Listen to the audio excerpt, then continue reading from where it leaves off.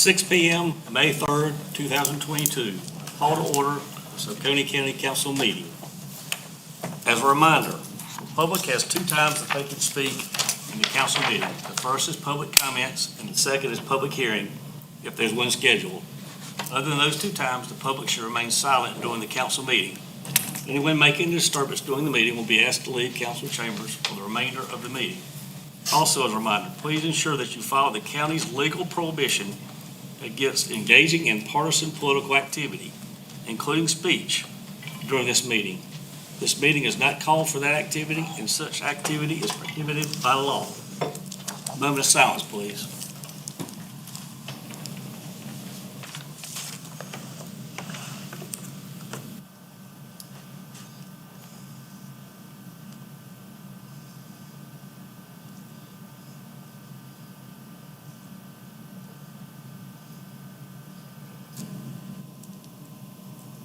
Mr. Root? Yes, sir. Pray with me if you'd like to. Well, Father, thank you for this day. Thank you for the beauty in your creation, for all that's pure and good. You've established those things, and we can see them and be a part of them. I pray, as much as we can handle it, that you would work in us pure hearts and goodness, that we would look out for our neighbor first, that we love you with all we have, and that would be our guiding light, that we wouldn't be on any side but your side, and that you would be our governor. I pray that this meeting goes the way you would have it go, and that we'd follow your lead. In your name I pray. Amen. Mr. Davis, please stand. Pledge allegiance to the flag of the United States of America, and to the republic for which it stands, one nation, under God, indivisible, with liberty and justice for all.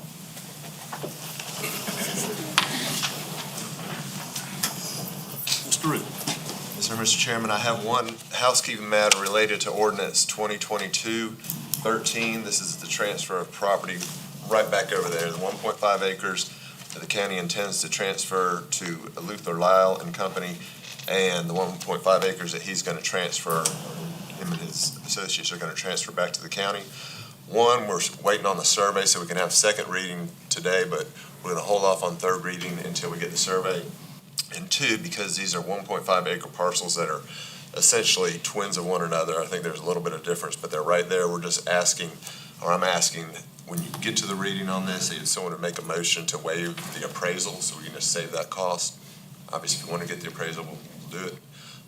It's just didn't see the necessity based on the nature of the property just being changed.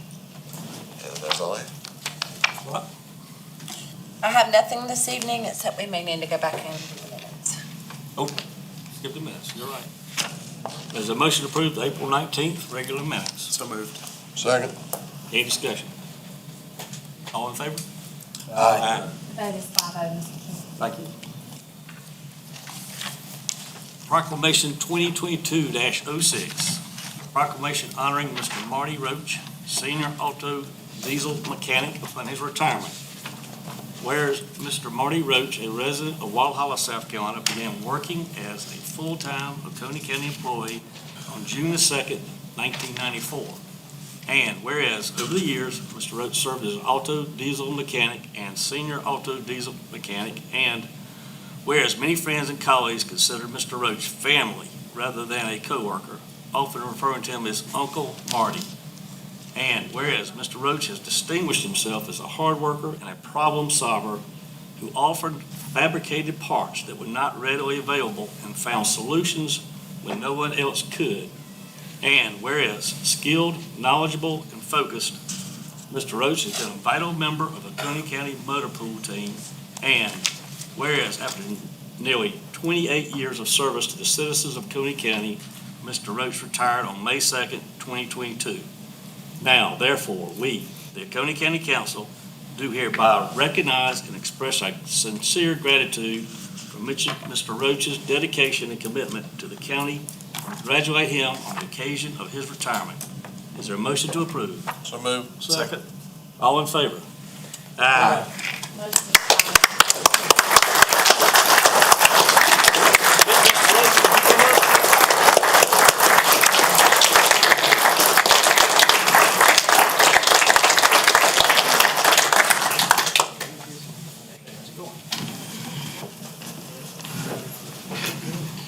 Mr. Roach, would you come up, please?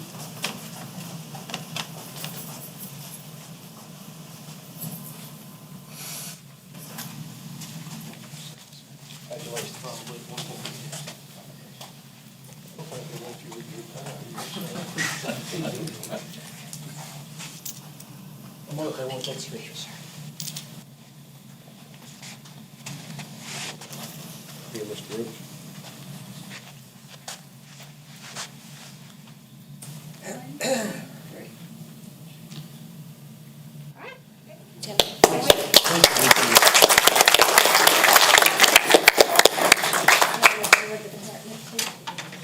You wanted your picture with the department? Yeah, go ahead.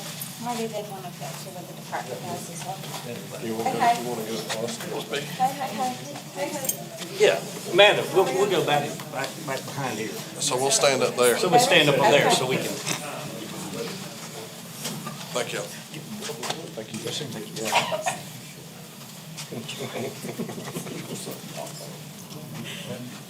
Don't be scared.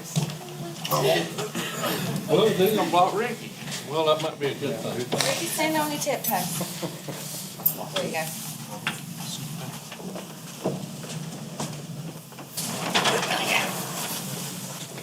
You get everybody, Jim? Yes, thank you. 1, 2, 3. All right, we're good. Thank you. Oh, you know.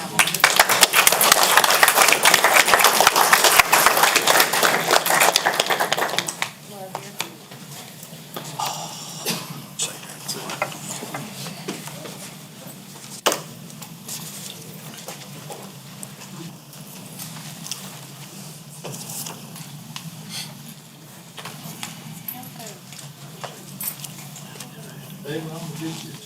That's what I need. I think it's good. Public comment session. The public's reminded that each person gets 4 minutes. I'll hold up the yellow sign when you have 1 minute left. I'll hold up the red sign when your time's up. Mr. Wayne Owens.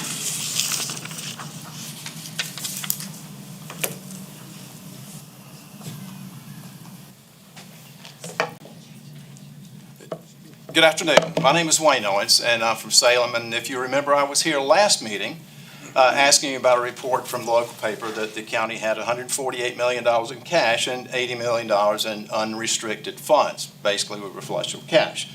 Now, I did get an answer from Mr. Elliott that the audit report, which I had, was correct, and the news report was wrong, but I couldn't quite figure out why the report was wrong. Thank you, Mr. Durham. You suggested that I contact Mr. Elliott, which I did. And he gave me a brief overview of how the tax collection process and cash management processes of the county works. Mr. Elliott asked me if I would want more information, so he put me in touch with the county treasurer and met with him last week and had a very nice discussion with him. Now, one of the things that I learned, and by the way, I wrote a description of how this process works. I'm not going to read it because of time, but I'll be happy to share it with anybody that would like it. But basically, the county auditor sends tax notices out, not just for the county and the county's general fund, but also for other agencies within the county and municipalities. Specifically, the school district debt fund takes a very significant portion of that. So, of $180 million that was billed by the county in 2021, FY21, $38 million went to the county. That's 22% of the total taxes went actually to the county. The other 130 of that went to the municipalities and school districts. Now, the county treasurer collects all this money, and the collections that they receive for a month is transmitted to the appropriate agency or entity by the 15th of the following month. So, basically what happens is the county treasurer is flush with cash, if you will, during 2 weeks of the month. Now, that brings up the question of cash balances. How much does the county have? It's not $148 million, because I looked at all the records I could not find $148 million.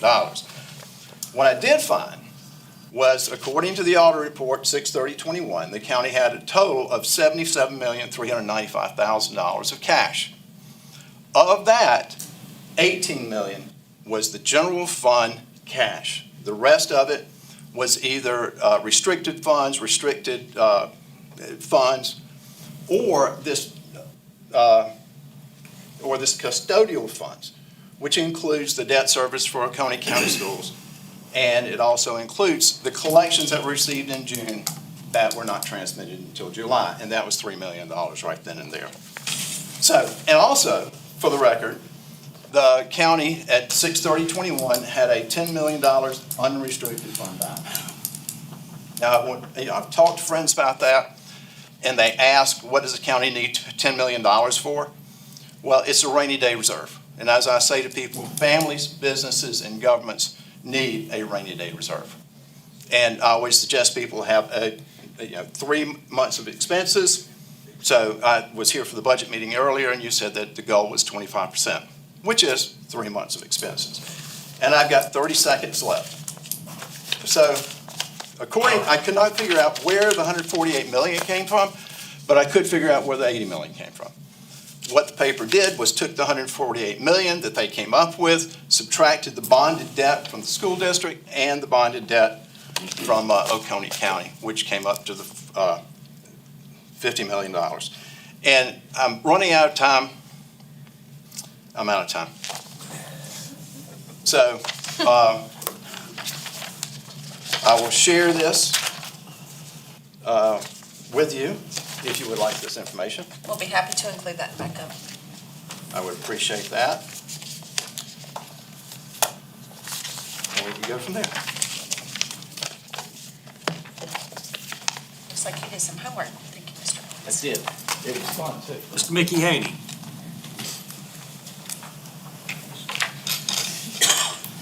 I found those comments from him very interesting. I've been trying to get hold of the treasurer now for several months. I guess it's all in who you know. Maybe, Mr. Elliott, you can have the treasurer give me a call. I've left my number for him several times now. So it's budget time, and I had a few questions before we get into the budgeting. On page 78 of 101, it looks like the data has been modified. Everything is shifted down by one row, and therefore the vision cost for that department is not included. The airport, earlier this year, we decided to spend additional $500,000 on jet fuel. It shows up under the expenditures, but not under the revenue, nor the forecasted revenue. The most I could find was a little bit less than $300,000. Maybe before the next budget meeting, somebody can tell me where the other $200 and some odd $1,000 wandered off to. And hopefully we're not selling that. Hopefully we're selling that for profit. So we should see more than the $500,000 returned to the citizens. And on the very last thing, and I'm not going to get into this now, but you generally can look and see where a person spends their money and realize what their priorities are. And I hope this budget will reflect that their priorities are servicing the citizens and not growing big government. And I hope that we get these discrepancies taken care of and at least the questions answered. And Mr. Elliott, please thank you ahead of time for reaching out to the treasurer. Like I said, I've left many phone calls and actually emails. Thank you. Mr. Tony Adams.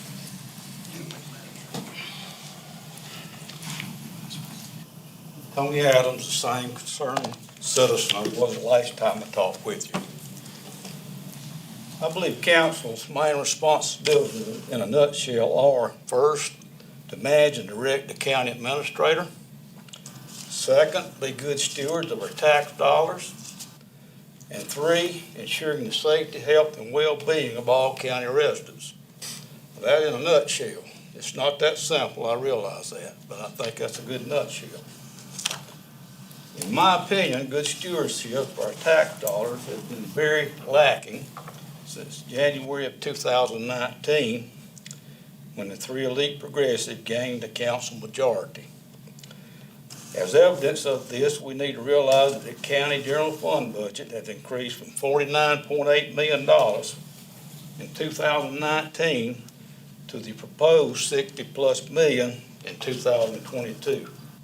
3 short years and a 10+ million increase, more than the previous 10 years combined, I believe. I was a little surprised reading the Seneca paper this morning that county emergency services staff combined make up close to 50% of county employees. The only emergency services department that I believe comes close to needing these staffing needs is the sheriff's department.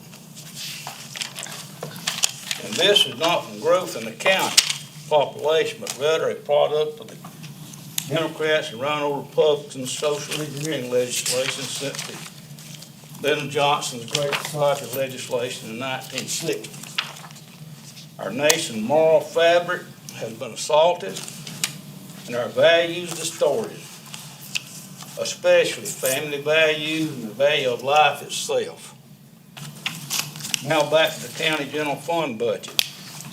I have followed this closely since fiscal year 2018. I actually did a fairly in-depth view of the general fund budget in fiscal year 2018. An eye-opening experience, to say the least. I pay particular attention to the administrative department budget. One thing I never had explained to me was how the administrator's contingency line item was approved by council at $65,000, and it grew to $197,963 by the end of the year. This was several months after Scott Moeller resigned. One thing I discovered was that Mr. Moeller had spent $102,000 for advertising at Oconee Publishing on 5 contracts that were under the $50,000 threshold for council approval. In fiscal year 2016, the administrator's contingency line was $761 for comparison. I asked questions about the $132,000 increase in the administrator's contingency line item. One response I got was that the administrator might have taken any department's surpluses and used them in the administrative department budget, but got no proof of this. Possible creative accounting. There were other line items right for padding and then possible dispersion of funds and variable spending items. It does appear the contingency item situation in the administrative department budget has changed. The big bucks are put in the budget up front now. I have analyzed each annual general fund budget since 2018. Thank you.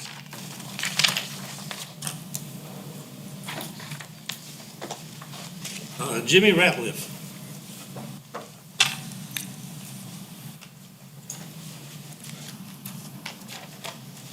Hey, I'm Jimmy Ratliff, and I run John's Marine Service, which my dad started in 1972.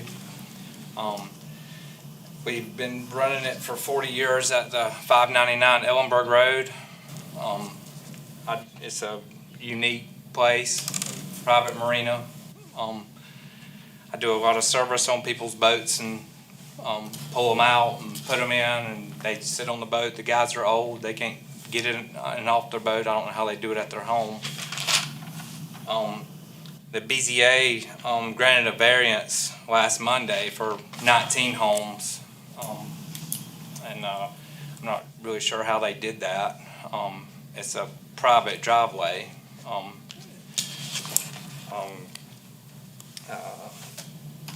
With the 19 homes, John Hamrick bought that in 2008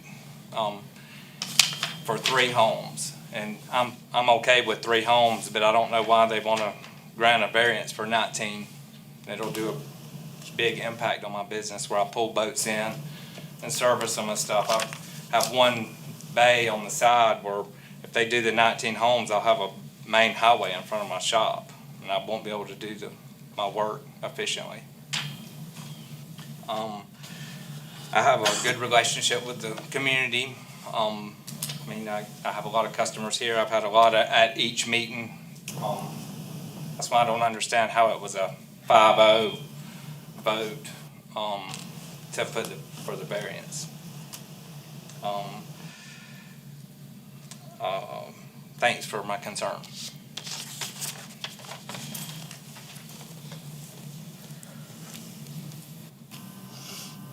Excuse me, Lucretia Morgan.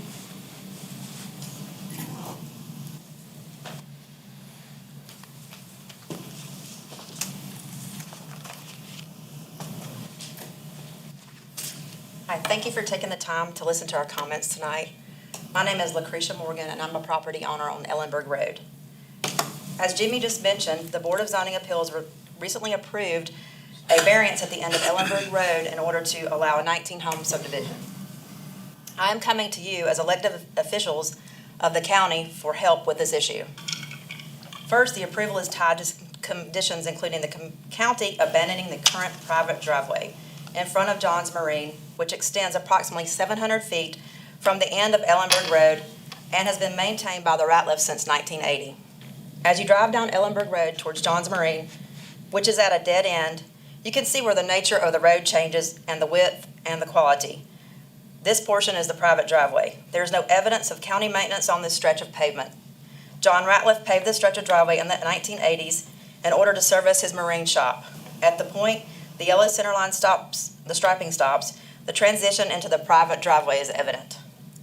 Last Monday night, as we already mentioned, the county attorney, Mr. Root, he stated that there are no formal records for this stretch of road/driveway. The Ratliff family's attorney stated the county does not own that stretch of road or driveway, and there are no records to prove otherwise. He also questioned the BZA's authority to vote with all the evidence being presented that this is a private driveway. How can an easement be granted when the county has had nothing to do with or maintaining this portion of driveway? The County Roads and Bridges Department is claiming the end of county maintenance is at the tar and gravel on the Ratliff's property corner pin. There are no records proving this. The county claims the end of county maintenance is based on institutional memory of the workers. Affidavits have been provided from two 40-plus year residents on Ellenberg Road stating that the end of county maintenance sign was located above 585 Ellenberg up the road. This is memory of members of the public living and traveling Ellenberg Road every day for decades. If the county has no records or of any maintenance over the private driveway that the Ratliff family has maintained for more than 40 years, how can the county claim any rights over it? The county has no jurisdiction over this driveway. Also, in order to grant the variance, there's the fourth standard which state that granting the variance will not have a substantial detrimental impact on adjacent property owners cannot be met because it will have a substantial impact on John's Marine, as he explained to you. The entire driveway is used to turn around and back boats. With 200 additional cars per day for the proposed development coming in and out, this won't be possible. Jimmy has a large percentage of customers that do not own trailers, and they arrive by water on their boats. He pulls them out of the lake and uses a large swath of the private driveway to turn and back down into his shop bay. With traffic in and out right in front of the shop doors, this was not safe for Jimmy. His customers or the public in general will create a bottleneck of traffic which will slow down his ability to service boats. This will reduce the amount of customers he can serve on a daily basis. The BZA members were led to believe that there will be additional property and room for maneuvering boats in front of the marine shop. This is not true. The only additional property the developer has to offer is in front of Jan Ratliff's private driveway, which is on the opposite end of the property, far away from the location where the boats are serviced. Further, the fact that a variance may allow more profitability cannot be considered as grounds for approval. What other reason is there for 3 versus 19 homes? We're not against development, just the density that will result. We're asking for an appropriate, safe neighborhood, considering there's a business directly in front of the bottleneck area where the variance was granted. Evidence was presented in the April BZA meeting providing nothing has changed. The 50-foot right-of-way well predates the developer's purchase in 2008. The developer knew, can I just please, I'm almost done. I'm sorry. Okay, well, I encourage each of you to come out. Thanks for the ones that have. Mr. Chairman, I'll make a motion that we allow her to finish her statement. I'm good with it too. Is that a second? Yeah, it's a second. All in favor? Go ahead and finish. Okay, we're not against development, well, now okay. The BZA, okay, there's no extra property right in front of the shop. That's, the property's up the road. Further, the fact that a variance may allow more profitability cannot be considered as grounds for approval. What other reason is there for 3 versus 19 homes? We are not against development, just the density that will result. We're asking for an appropriate, safe neighborhood considering there's a business directly in front of the bottleneck area where the variance was granted. I'm sorry, and I'll read that again. Evidence was presented in the April BZA meeting proving that nothing has changed. The 50-foot right-of-way well predates the developer's purchase in 2008. The developer knew what he was buying, and now he wants to change the rules to build 19 instead of the 3 homes. He wants to do this at the expense of a third-generation business that has been in the current location for 40 years at a dead end. Thank you to those who have taken the time to come down and see the site. I encourage each of you to take a drive down Ellenberg Road. This is not something you can decide sitting behind a desk looking at photos and drawings. If you can come down during business hours, please do so you can see for yourself how the business operates and the safety hazards that 2 additional cars a day will create, not only for the business, but also for the communities along Ellenberg Road. Thank you for the extra time. Mr. Frankie Pearson.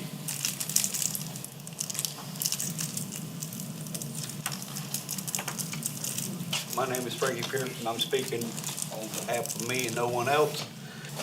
I've harped on this subject before. We are way below the minimum number of police officers we should have just to keep the residents in this county that we have now safe. Plus, we're getting 9 that I know of, probably more, of these big high-density subdivisions in here, which means all these extra people coming in. So I don't understand the 3 officers that's been in this budget. I don't understand why we can only hire 3. I understand that you can only get so many in the police academy at one time. I understand all that stuff. But this is a problem that's not going away. It's getting worse. Our grandkids now, by the time they get up, there's not going to be enough officers to protect them. I mean, you add 9 subdivisions and just use numbers, approximately, just say 200 homes per subdivision, and then those people we got to protect them as well. But we don't have the officers to protect the ones we have now. So how are we going to protect extra ones coming in this county? This council, this government, not necessarily this council, but this government has to do something to get the appropriate number of law enforcement officers, firemen, safety officers and all in this county that we need, and quit worrying about bare minimum crap and get the ones we have to have in here. We're way below standards. Other counties are doing this. Why can't we? We've got all this money in the budget, or we're doing a budget here. Why can't we have a number of people to keep these citizens of this county safe? Thank you.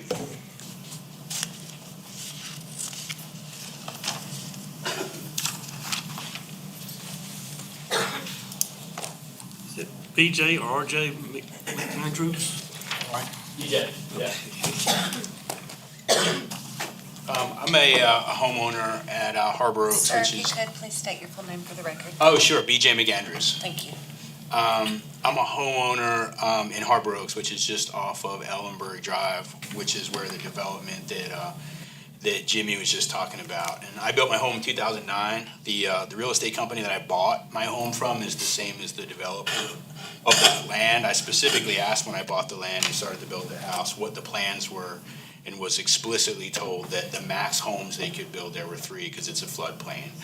And that was a concern, and I called around, and a lot of people verified that. Local government, real estate agent. So I'm extremely concerned about the development for several reasons. One, you're just creating an extremely hazardous situation there. And I don't know if you guys have walked that land or walked around it, but I guarantee it's going to come back and haunt you for the dangerous situation. It's going to reduce home values in the area. I mean, again, 19 homes is, you might as well put up 40. It's so ridiculous.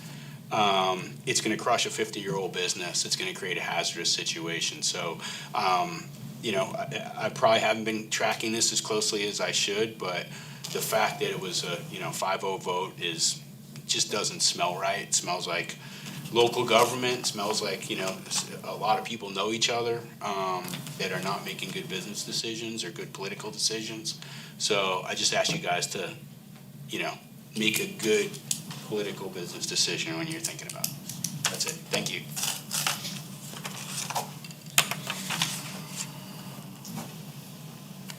Ron Morgan?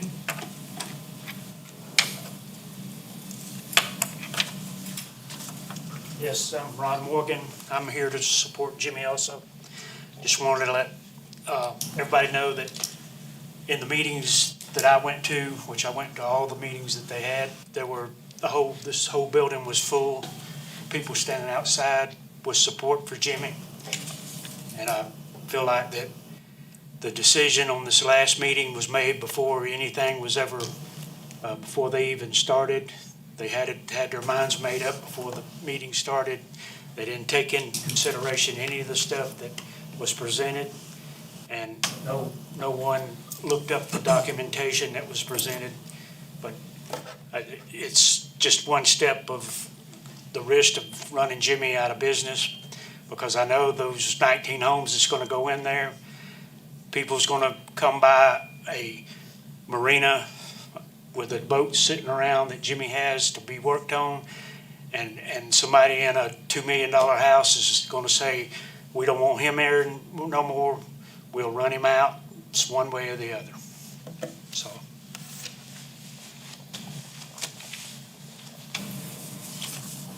Council member comments, and I'll start. As the budget process continues, it's each councilman's responsibility to make an appointment with the county administrator to go over any budget line questions that the councilman has. Any Oconee County citizen that has budget line questions should make an appointment with the county administrator to go over those budget line questions. The Budget Committee has met 4 times to discuss the 22-23 proposed budget. Each council member has had ample time to ask questions during those meetings. This afternoon, we scheduled another budget meeting. Our proposed budget increase will reflect growth in our tax base before reassessment. We will decrease the millage to negate the increased revenue due to the reassessment. Chairman? Yes, For me? See, Mr. Haney, the treasurer, I don't know if everybody's aware, but he's an elected official just like this council, so I would think he would want to get back to citizens who called him. As far as the jet fuel, I thumbed through it, and Ms. Brock, so I can see where we added the $500,000 for the amended budget from 442 to 975, but then under revenue increases roughly 200,000. I would expect that to be, if you sold it at cost, I would expect it to at least rise by $500,000. I'm looking on page 18 of 101. Correct, sir. Mr. Chairman, if I may. Yes, ma'am. So the FY22 budget includes the increased projection in revenue. So the FY23 administrators recommended also included that increased projection in revenues. Yeah, but We made a supplemental budget in September of 2021. But I see the $500,000 increase from 2021 on page 33 to 975, but I don't see that corresponding increase in the charges for services on page 18 from 21 to 22. I would expect it to be at least 500,000, like Mr. Haney said. It could be more if you sell it at a profit. We'll note that. Thank you, sir. Mr. Adams, it's good to see you up and kicking. And you're correct about the function of government and what we need to focus on. You mentioned the contingency items with the administrator and previous administrators. I agree that some goals should be in place, not necessarily for Ms. Brock, but for whoever holds that position. Checks and balances for this council, and also review that amount that can be cashed without council approval. and Mr. Ratliff and everybody who spoke on behalf of Johns Marine. So I went out there and I looked at it, and you've got to see it to fully understand. Now, I do not understand what role we have. I do know, Mr. Root, that I want to ask you, you said a couple of times that you didn't know if the BZA had the authority to vote on it or to make a decision. What did you mean by that? I don't remember saying that. If I did, I may have misspoke or got misinterpreted. I think they have the authority to make the decision as they did. Council's authority will likely come in. The first avenue would be with the road abandonment procedure. The way that it's configured now, based on the variance that was granted by the BZA, the large section of the road that will have to be abandoned to affect that plan, that road abandonment procedure, as Mr. Hart knows, it comes to the Transportation Committee. They issue a recommendation based on the recommendation of the Roads and Bridges Department. It has to be in the best interest of all concerned. And then the court, a lawsuit is filed to abandon it formally, and the court makes a decision based on the same criteria. In the best interest of all parties concerned, I think is the statutory language. So we're saying that road that runs in front of the Ratliffs is a county road and it would need to be abandoned? Correct. The Roads and Bridges Department, there's one fellow who's been there for, I want to say it's 25 or 30 years. His recollection was that it was always county maintained all the way to the end of the pavement. That a fellow who's not been there that long but understood that that's, he got the information that they've always maintained Ellenberg Road to the end of the pavement. That was his recollection also. So that's the basis. As you know, prescriptive easements are not documented easements unless by use contrary to the owners of the land over the course of 20 years. It's going to be interesting because if you go out there, you can clearly see that the county has not been maintaining that road. And the owner says they've not maintained it for 40 years. And visually, it looks like it's not been maintained by the county for 40 years. So going forward, if it's determined that it's not been maintained by the county, then it's a private drive. Where does that lead? I think that leaves it where it's probably still, in any event, a dispute between the parties, between Mr. Ratliff and the developer, most likely.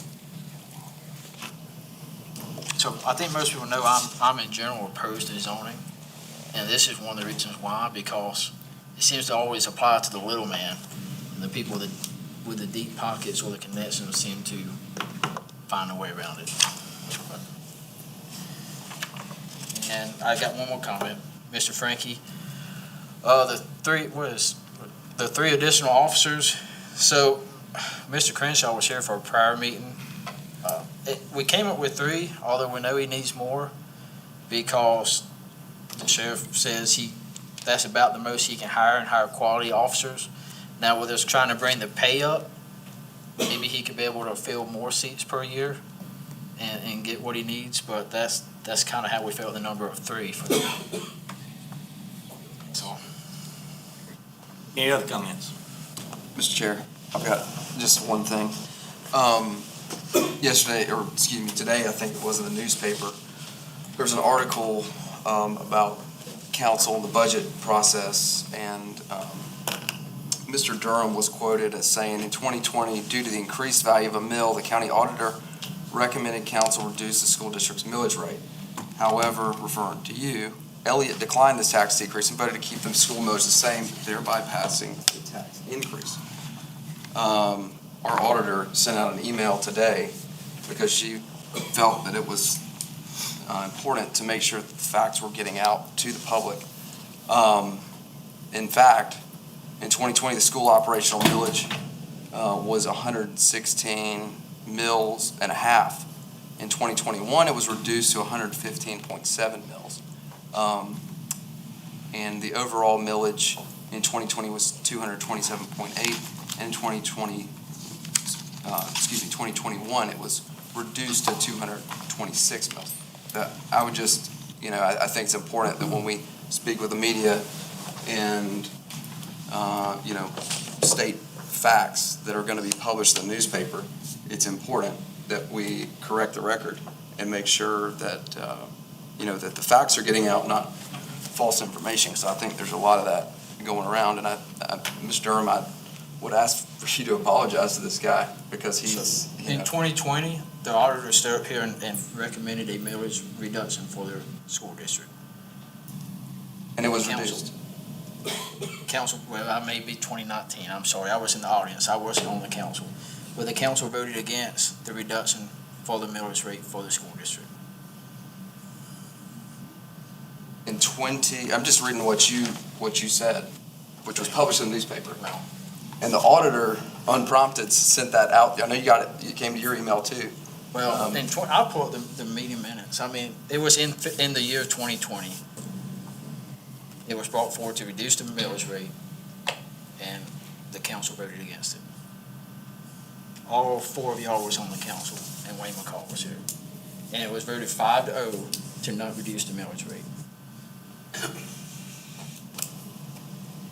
So what are we talking about? Was it 2020 was reduced? I'll tell you what, I'll pull the minutes, and then I'll bring it back. And then if you're incorrect and you falsely. Oh, sure, if it's incorrect. Okay, well, the auditor said it was incorrect. We'll pull the minutes. Okay. Any other comments? If not, public hearing, excuse me, public hearing for the following ordinance. Ordinance 2022-11, an ordinance authorizing the reconveyance by Oconee County of certain real property previously transferred to Oconee County by Foxwood Hills Property Owners Association and other matters related thereto. No one has signed up for public hearing. I close public hearing 2022-11. Public hearing for ordinance 2022-12, an ordinance to supplement ordinance 2022-07, which appropriated and authorized the expenditure of $1,710,000 of local fiscal recovery funding received under the American Rescue Plan Act of 2021, ARPA, for purposes of providing premium pay to eligible county employees by appropriating an additional $276,632, so that premium pay, appropriation, and authorization for expenditure now totals $1,986,632, and other matters related thereto. No one has signed up for public hearing 2022-12. I close public hearing 2022-12. Third reading of ordinance 2022-11. An ordinance authorizing the reconveyance of Oconee County of certain real property previously transferred to Oconee County by the Foxwood Hills Property Owners Association and other matters related thereto. Is there a motion to approve? So moved. Second. Any discussion? All in favor? Aye. The vote is 5-0, Mr. Chair. Thank you. Third reading of ordinance 2022-12, an ordinance to supplement ordinance 2022-07, which appropriated and authorized the expenditure of $1,710,000 of local fiscal recovery funding received under the American Rescue Plan Act of 2021, ARPA, for purposes of providing premium pay to eligible county employees by appropriating an additional $276,632, so that premium pay, appropriation, and authorization for expenditure now totals $1,986,632, and other matters related thereto. Motion to approve. So moved. Second. Any discussion? All in favor? Aye. 5-0, Mr. Chair. Thank you. Second reading of the following ordinance, ordinance 2022-13, an ordinance authorizing the conveyance of certain real property owned by Oconee County consisting of approximately 1.5 acres and being a portion of tax map number 16000404060, parcel 1, and authorizing the receipt of certain real property owned by Luther L. Lau et al., consisting of approximately 1.5 acres and being a portion of tax map number 160004003, parcel 2, in exchange for the conveyance of parcel 1 and other matters related thereto. Is there a motion to approve? So moved. Second. Any discussion? Mr. Chair, I'd like to make a motion to waive the appraisal on that due to the land being similar and it will say. Second. Any discussion on the amendment? All in favor? Aye. Now we have amended motion. Any discussion on the amended motion? All in favor? Vote is 5-0. First reading of the following ordinances. Ordinance 2022-01, an ordinance to establish the budget for Oconee County and to provide for the levy of taxes for ordinary county purposes for the Tri-County Technical College Special Revenue Fund, for the Emergency Service Protection Special Revenue Fund, for the Road Maintenance Special Revenue Fund, for the Bridge and Culvert Capital Project Fund, for the Economic Development Capital Projects Fund, for the Parks, Recreation, and Tourism Capital Projects Fund, for the Debt Service Fund, for the Victim Services Revenue Fund, for the Capital Vehicle Equipment Fund, and all in Oconee County for fiscal year beginning July 1st, 2022, ending June 30th, 2023. Is there a motion to approve? So moved. Second. Any discussion? So as Mr. Everett previously mentioned, we had a budget meeting prior to this meeting, and I brought up some concerns about fuel budgeting, skyrocketing fuel costs, and we have another budget meeting scheduled for May the 9th at 9:30 a.m. So, Any other discussion? All in favor? Approved 5-0, Mr. Chair. Ordinance 2022-02, an ordinance to establish the budget for the school district of Oconee County and provide for the levy of taxes for the operations of the school district of Oconee County for the fiscal year beginning July 1st, 2022, and ending June 30th, 2023. Is there a motion to approve? Moved. Second. Any discussion? All in favor? Aye. Motion approved 5-0, Mr. Chair. Ordinance 2022-03, an ordinance to provide for the levy of taxes, Kiwi Fire Special Tax District, and to establish the budget for the Kiwi Fire Special Tax District for the fiscal year beginning July 1st, 2022, and ending June 30th, 2023. Is there a motion to approve? So moved. Second. Any discussion? All in favor? Aye. Vote is 5-0, Mr. Chair. Council committee reports. Budget, Finance, and Administrative Committee. Committee met at 4:30 PM on April 19th, 2022 for fiscal year 2022-23 budget discussion review. Ms. Brock provided the committee a handout entitled Oconee County 2022-2023 Administrator Recommended Annual Budget and gave an extended overview of the fiscal year proposed budget to the committee. The Budget, Finance, and Administrative Committee met again today, May 3rd, 2022, at 4:30 PM to continue discussion and review of the proposed budget. The committee will meet again on May 9th at 9:30 a.m.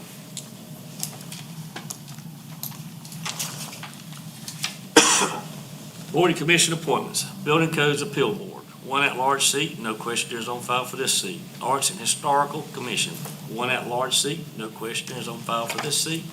Conservation Bank Board, one at-large seat, no questionnaires on file for this seat. Council will go in executive session for the following purpose: receive legal advice and discuss contractual matter related to modification of county-owned easement rights for prospective development. Is there a motion to go in executive session? So moved. I'd like to comment before we Yes. go forward. So on September 18th, 2020, story written in the news about Oconee County declines tax decrease, $1 tax decrease that was recommended by Christy Herbert. And you can also follow this up in the corresponding minutes as well. And I don't have time to pull that before the meeting, end of the meeting, but we can.